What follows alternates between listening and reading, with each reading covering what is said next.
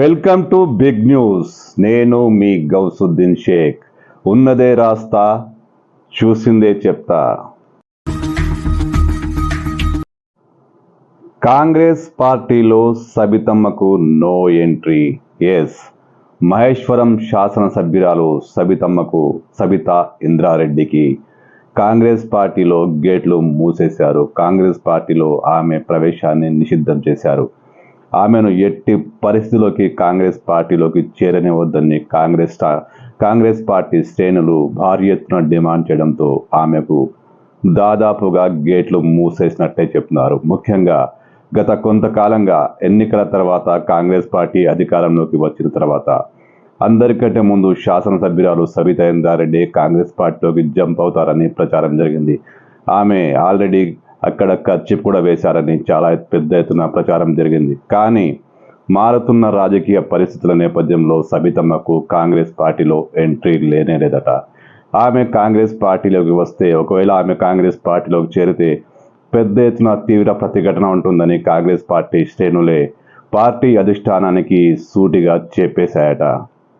ముఖ్యంగా కేఎల్ఆర్, అదే కిచ్చెన్నగారి లక్ష్మారెడ్డి, మహేశ్వరం నియోజకవర్గంలో కాంగ్రెస్ పార్టీ తరపున పోటీ చేసి సబితమ్మ ముందు పరాజయానికి పాలైన కేఎల్ఆర్ ఇప్పుడు మహేశ్వరంలో దాదాపు శాసనసభ్యుడి హోదాలోనే ఉన్న విషయం తెలిసిందే. ఆయన అన్ని కార్యక్రమాల్లో చురుగ్గా పాల్గొంటున్నారు. ముఖ్యంగా కాంగ్రెస్ పార్టీ సంస్థాగత కార్యక్రమాల్లో పాల్గొంటూ జనాలకి అందుబాటులో ఉంటూ ప్రజా సమస్యలను పరిష్కారం చేస్తూ ఆయన కాంగ్రెస్ పార్టీని ధీటుగా మరింత బలంగా తీర్చిదిద్దుతున్నారు. అయితే ఆయన సబితారెడ్డి ఒకవేళ కాంగ్రెస్ పార్టీలో ప్రవేశిస్తే ఒప్పుకునేదే లేదు. గేట్లు తీస్తున్నాం అంటున్నారు. కానీ గేట్లు తీస్తే మంచి వాళ్లకు తీయండి, ప్రజాసేవ చేసే వాళ్ళకు తీయండి. కానీ పార్టీకి ద్రోహం చేసి అన్యాయాలు అక్రమాలకు పాల్పడిన సబితారెడ్డి లాంటి వాళ్ళను కాంగ్రెస్ పార్టీలో చేర్చుకుంటే ఎట్టి పరిస్థితిలో ప్రతిఘటిస్తానని ఆయన ఇప్పటికే ముఖ్యమంత్రికి సూటిగా చెప్పినట్లు సమాచారం. గతంలో జరిగిన ఒక సమావేశంలో ఆయన సీఎం రేవంత్ రెడ్డి ముందే ఈ విషయాన్ని చాలా విస్పష్టంగా చెప్పేశారు. ఇటీవల జరిగిన చేవెళ్ల లోక్సభ నియోజకవర్గం పరిధిలోని కార్యకర్తల సమావేశంలో, ముఖ్య నేతల సమావేశంలో కూడా కేఎల్ఆర్ కుండబద్దలు కొట్టినట్లు చెప్పారు. సబితారెడ్డిని కాంగ్రెస్ పార్టీలోకి ఎట్టి పరిస్థితిలో తీసుకోకూడదని ఆయన డిమాండ్ చేశారు. అంతేకాకుండా కేవలం డిమాండ్తో ఆయన ఊరుకోలేదు. పార్టీ శ్రేణులను, ఆ సమావేశానికి వచ్చిన కార్యకర్తలను ఉత్తేజపరుస్తూ సబితమ్మను తీసుకోవాలా వద్దా అంటూ ప్రశ్నలు సంధించారు. అందరూ వద్దు అంటూ డిమాండ్ చేశారు. ఈ నేపథ్యంలో కేఎల్ఆర్, ఇది ఒక పార్టీ తీర్మానమే, ఖచ్చితంగా ఈ తీర్మానాన్ని కాంగ్రెస్ పార్టీ అధిష్టానం పాటించి తీరాల్సిందే, సబితారెడ్డి వంటి దోహులను పార్టీలో తీసుకుంటే ఎట్టి పరిస్థితిలో అంగీకరించేదే లేదంటూ ఆయన కుండబద్దలు కొట్టారు. ఆ సమావేశంలో ఉన్న ఎంపీ అభ్యర్థి రంజిత్ రెడ్డిని కూడా ఆయన సున్నితంగా హెచ్చరించారు. ఒకవేళ సబితమ్మతో ఏమైనా సంబంధాలు నెరపాలనుకుంటే బాగుండదంటూ ఆయన సున్నితంగా హెచ్చరించారు. రంజిత్ రెడ్డి కూడా సబితారెడ్డితో ఎలాంటి సంబంధాలు ఉండవని, ఆమె పార్టీలోకి రావడం తనకు కూడా ఇష్టం లేదంటూ కేఎల్ఆర్కు చెప్పేశారు. ఈ నేపథ్యంలో పార్టీ శ్రేణులంతా సబితమ్మ రావద్దంటూ నినాదాలు చేస్తూ తీర్మానాన్ని ఆమోదించారు. ఆమెను మాత్రం ఇప్పుడు రెజల్యూషన్ పాస్ చేస్తున్నాము. ఆ డోరు మాత్రము ఆమెకు ఓపెన్ చేసేది లేదు. ఓ రంజిత్ అన్న మీ బాధ్యత ఇది. ఈమె మళ్ళా ఆమెతో కూడా ఇన్ని ఓట్లు పడతాయని లోపటే మరి చెప్పేవి గట నువ్వు. ఆ రేవంత్ అన్న కూడా గట్టిగా చెప్పుండి, ఎవరికన్నా ఓపెన్ చేస్తే వాళ్ళు మంచోళ్ళు అయి ఉండాలి, సేవకులై ఉండాలి, సేవ చేయటానికి రావాలి, అభివృద్ధి చేయటానికి రావాలి, దోసుకోవటానికి మోసం చేయటానికి కానోళ్ళను మాత్రమే పార్టీలకు తీసుకోవాలని నేను మొన్న క్లియర్గా చెప్పడం జరిగింది. దాని మీద మీరు అందరూ ఒప్పుకుంటున్నారా లేదా? అందరూ తీసుకోవద్దు కదా. మరి రేవంత్ రెడ్డి గారు ఎక్కడున్నారో, మన హైకమాండ్ కూడా ఎక్కడుందో మీ సౌండ్ అక్కడ దాకా వినాలి. తీసుకోవద్దు.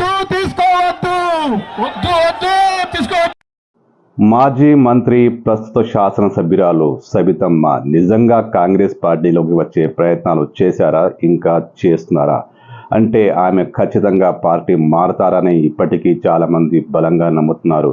ముఖ్యంగా ఆమె పార్టీ సొంత వ్యక్తులే, సొంత అనుచరులే. సబితమ్మ పార్టీ మారుతుందని, త్వరలో మేము కాంగ్రెస్లోకి వస్తామంటూ ధీమాగా ఉన్నారు. కొంతమంది కాంగ్రెస్ కార్యకర్తలతో ఈ విధంగా కామెంట్లు కూడా చేస్తున్నారు. అయితే సబితమ్మ పార్టీ మారుతున్నట్లుగా అధికారిక దాఖలాలు ఏమీ కనిపించడం లేదు. ఆమె కేసీఆర్తో టచ్లోనే ఉన్నారు.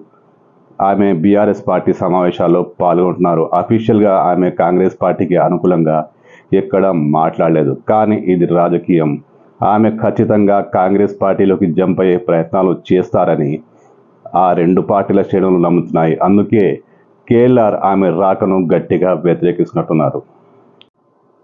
బీఆర్ఎస్ పై ఎంతో కసిగా ఉన్న సీఎం రేవంత్ గేట్లు ఎత్తేసిన విషయం తెలిసిందే.